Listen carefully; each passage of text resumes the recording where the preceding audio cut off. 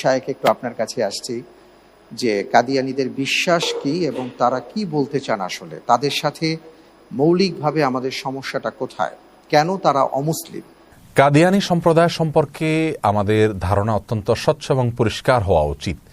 কারণ আমাদের সমাজে সব শ্রেণীর ওলামা একরাম, শুধু আমাদের সমাজে নয়, সারা বিশ্বের, মিডল ইস্টের প্রতিটি দেশে, পাকিস্তানে, বাংলাদেশে, মালয়েশিয়া, সারা পৃথিবীতে মুসলিম কান্ট্রিগুলোতে কাদিয়ানীদেরকে ওলামা একরাম, সাধারণ ধারার প্রায় সমস্ত ওলামা একরামই, তিনি হানাফি হন, সালাফি হন, আহলে হাদিস হন, যেই চিন্তার ওলামাই হন না কেন, সকলেই কাদিয়ানীদেরকে কাফের মনে করেন। তারা ইসলামের গণ্ডিভুক্ত নয়, তারা নামধারী মুসলিম হতে পারে কিন্তু তারা মুসলমান নয়। তারা কেন মুসলমান নয় সেই ব্যাখ্যা একজন মুসলমান হিসেবে আমাদের অবশ্যই জানা দরকার। মির্জা গোলাম আহমদ কাদিয়ানী, এই লোকটি ভারতের গুরুদাসপুর জেলার কাদিয়ান নামক গ্রামে জন্মগ্রহণ করেছেন 1839 খ্রিস্টাব্দে। তার পরিবার ঐতিহ্যগতভাবে তারা ইংরেজদের দাসানুদাস বলা যেতে পারে, আর একটু ভালোভাবে আমরা বলতে পারি ইংরেজদের অত্যন্ত একনিষ্ঠ সেবক ছিলেন এবং তাদের বিশ্বস্ত মানুষ ছিলেন। এটা স্বয়ং মির্জা গোলাম আহমদ কাদিয়ানীর বিভিন্ন বই পুস্তকে তিনি লিখেছেন। যাই হোক, ভারতবর্ষ স্বাধীন করবার জন্য, দখলদার ইংরেজদের থেকে মুক্ত করবার জন্য যখন হিন্দু মুসলমান সবাই একযুগে লড়াই করেছিল, তখন তিনি মুসলমানদেরকে থামানোর জন্য ইংরেজদের হয়ে জেহাদের বিরুদ্ধে নানা রকমের ফতোয়া তিনি দিতে লাগলেন এবং জেহাদের অপব্যাখ্যা করতে লাগলেন। একটা পর্যায়ে কেমন যেন তিনি জেহাদকে অস্বীকারই করলেন। কাদিয়ানীদেরকে কাফের মনে করার অনেক বড় কারণের ভিতরে এটি একটি, যে জেহাদ এর আয়াতগুলোকে কার্যত তারা অস্বীকার করে, জেহাদের বিধানকে তারা কার্যত অস্বীকার করে। এবং সে বিষয়ে গোলাম আহমদ কাদিয়ানীর বিভিন্ন গ্রন্থ, সেগুলোতে বিভিন্ন কথা উক্তি তিনি করেছেন, সেগুলোকে আমরা এখানে দলিল হিসাবে আনতে পারি। আবার আল্লাহ সুবহানাহু ওয়া তাআলার অস্তিত্ব প্রসঙ্গে, আল্লাহ সুবহানাহু ওয়া তাআলার পরিচয় প্রসঙ্গে আল্লাহ সুবহানাহু ওয়া তাআলাকে মানুষের সাথে তারা সাদৃশ্যপূর্ণ মনে করে, এরকম অনেকগুলো উক্তি তারা করে থাকে। বিশেষ করে কাদিয়ানীদের ধর্মগুরু আপনার মির্জা গোলাম আহমদ কাদিয়ানী এরকম অনেকগুলো করেছেন।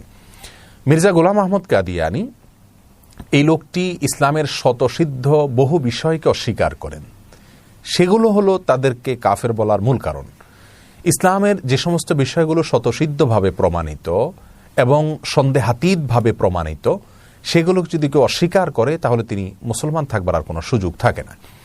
রাসূল করিম সাল্লাল্লাহু আলাইহি সাল্লামের নবুয়ত, এটা ছিল নবুয়তের শেষ মোহর বা সমস্ত নবী রাসূলের ধারার পরিসমাপ্তি হয়েছিল রাসূল করিম সাল্লাল্লাহু আলাইহি সাল্লামের মাধ্যমে। বিভিন্ন হাদিসে তিনি বলেছেন যে আমার পরে বহু মিথ্যাবাদী আসবে, যারা নবী বা রাসূল নবী হওয়ার দাবি করবে, আমার পরে আর কোনো নবী আসবে না।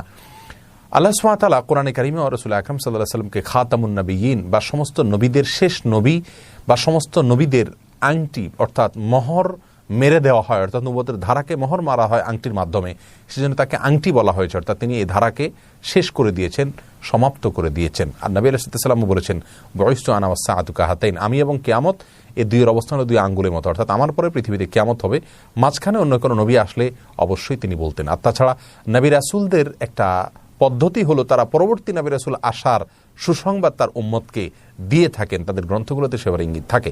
কোরআনে কারীম এবং হাদিস ঘাটলে আমরা দেখি বরং রাসূল করিম সাল্লাল্লাহু আলাইহি ওয়াসাল্লামের মাধ্যমে নবুয়তের পরিসমাপ্তি হয়েছে, পৃথিবীতে পরে সবচেয়ে বড় ঘটনা হবে কিয়ামত।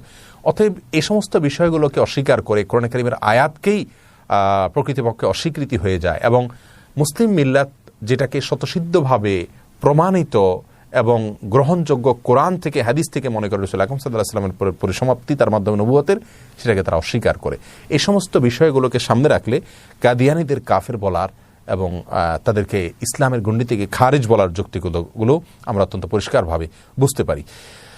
গোলাম আহমদ কাদিয়ানী নিজেকে নবী হিসাবে, কখনো মাহদী হিসাবে, কখনো মাসিহ মাউদ হিসাবে, কখনো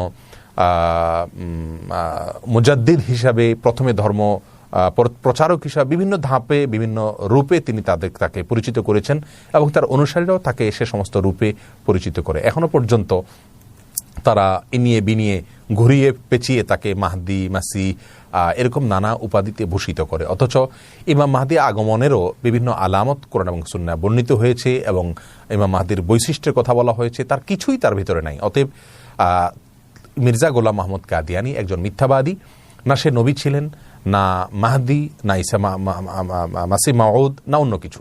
অতএব এই মিথ্যাবাদী লোকটির আগমন হবে আর এরকম অনেক মিথ্যাবাদী আসবে, সে বিষয়ে রাসূল করিম সাল্লাল্লাহু আলাইহি ওয়াসাল্লাম অনেক আগে থেকে আমাদেরকে সাবধান করেছেন। আল্লাহ সুবহানাহু ওয়া তাআলা কাদিয়ানীদের এই ফিতনা থেকে আমাদেরকে বেঁচে থাকার তৌফিক দান করুন।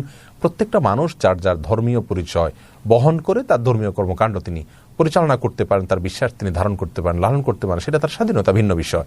কিন্তু মুসলিম নন, ইসলামের মৌলিক বিশ্বাসগুলো ধারণ করেন না, বরং সেগুলোর সাথে সাংঘর্ষিক এবং বিরোধী বিশ্বাস লালন করেন, ধারণ করেন, এরকম ব্যক্তি নিজেকে মুসলিম হিসাবে দাবি করার কোনো নৈতিক অধিকার কোনোভাবেই থাকে না, রাখতে পারেন না।